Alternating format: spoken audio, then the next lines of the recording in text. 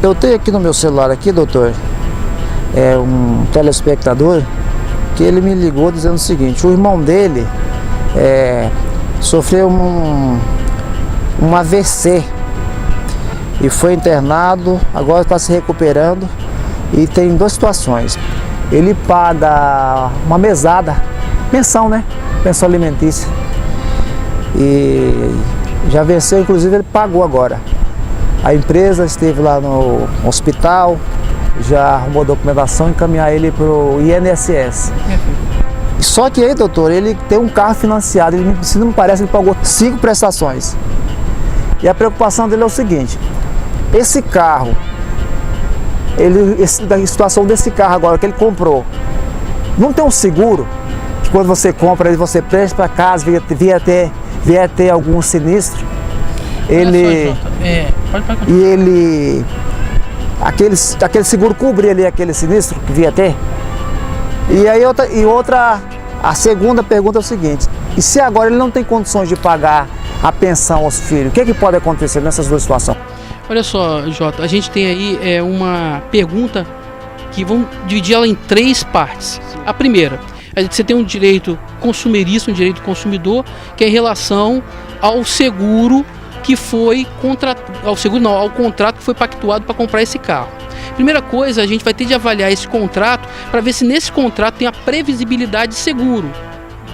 Se o contrato tiver previsibilidade, vai ter de ser acionado a apólice desse contrato, que é um item acessório ao contrato principal, a apólice de seguro. Então tem de ver se nesse contrato tem essa previsibilidade. Segundo, a questão de pagar ou não, tem de ver também se no contrato pactuado tem essa cláusula que tem essa previsibilidade, que em caso de aposentadoria por invalidez ou por doença, o contrato pode ser quitado. Tem que ver então no contrato. No contrato. Aí é bom que ele procura um advogado para dar uma olhada no contrato, né? O que rege isso é o direito civil. O direito civil são acordos pactuados entre as partes. Sim. Diferente do direito administrativo, que é pelo setor público, entendeu? O direito penal, que é pela ordem social. Sim. Então, tem de ver se tem essa previsibilidade lá.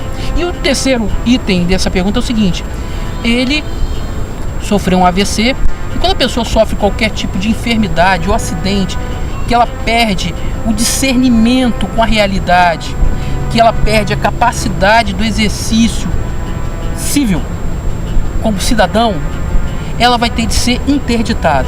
Quem pode interditar, doutor? Quem pode interditar? Normalmente, o advogado vai ter de entrar com ação de interdição. Sim.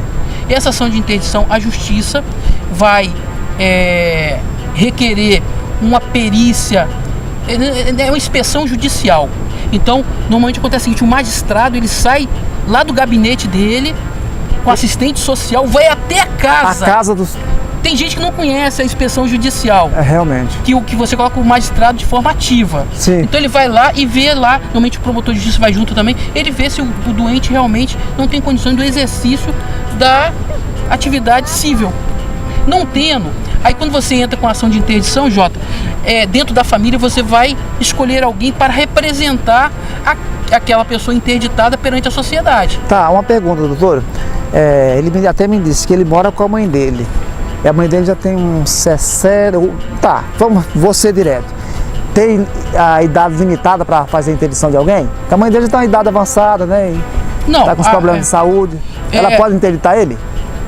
A interdição tem de ser, normalmente, requisitada pelo um parente de primeiro grau. Primeiro grau.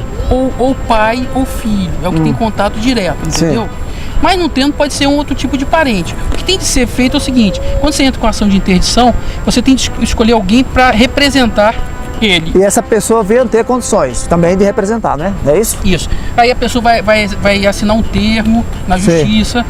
Depois vai ter uma sentença que a pessoa vai ter lá, a sentença que ele vai representar. Com a sentença ele pode se apresentar no INSS, junto aos bancos. Doutor, mas não é demorado não essa ação?